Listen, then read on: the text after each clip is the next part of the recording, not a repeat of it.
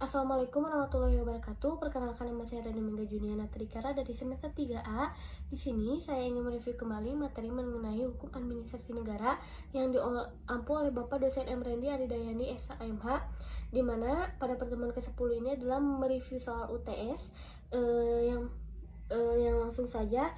Soal pertama adalah pengertian HAN menurut Prajudi Atmo Sudirjo.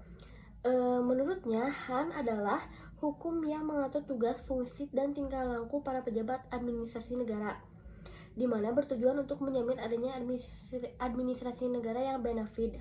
Kemudian, soal yang kedua adalah pengertian HAM menurut G. Prigodikdo.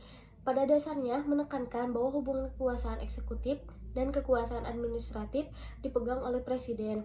Maka pengertian hukum administrasi dalam arti luas terdiri dari 3 bagian. Yang pertama, hukum tata pemerintahan adalah hukum yang pada hakikatnya merupakan sebagian pengatur tata pelaksanaannya pemerintah atau pelaksanaan undang-undang yang telah menjadi kekuasaan lembaga eksekutif. Kemudian yang kedua, hukum administrasi negara dalam arti sempit, yaitu hukum yang mengatur perihal pengurusan kerumah tanggaan negara secara sistem intern. Kemudian yang ketiga, hukum tata usaha negara, yaitu hukum yang mengatur perihal persuratan dinas, kerahasiaan kedinasan dari jabatan. Kemudian yang soal ketiga adalah instrumen prasarana beserta yuridis. Sebutkan pengertian, contoh, dan tambahan esensinya.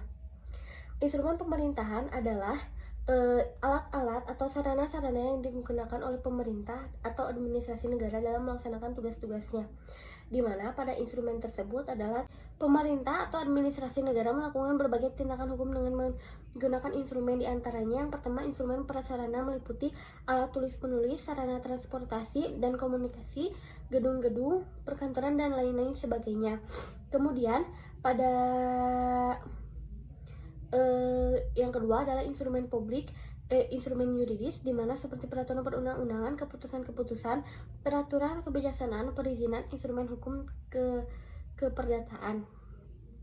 Kemudian yang keempat adalah bedanya perundang-undangan dengan undang-undang. Peraturan perundang-undangan adalah peraturan tertulis yang dibentuk oleh lembaga negara atau pejabat yang berwenang dengan mengikat secara umum. Tetapi undang-undang merupakan bagian dari peraturan perundang-undangan yang dibentuk oleh DPR dengan persetujuan bersama Presiden. Contoh perundang-undangan adalah Undang-Undang 1945, TAP MPR, PP, Perdar, Perkab atau Kota. Kemudian contoh undang-undang adalah Undang-Undang Nomor 30 Tahun 2014 tentang Administrasi Pemerintahan. Kemudian soal yang terakhir adalah hubungan hukum dengan kekuasaan.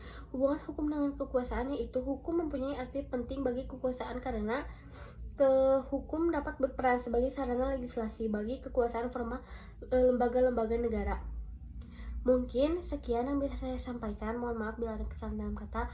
Wabillahi taufiq wal hidayah. Wassalamualaikum warahmatullahi wabarakatuh.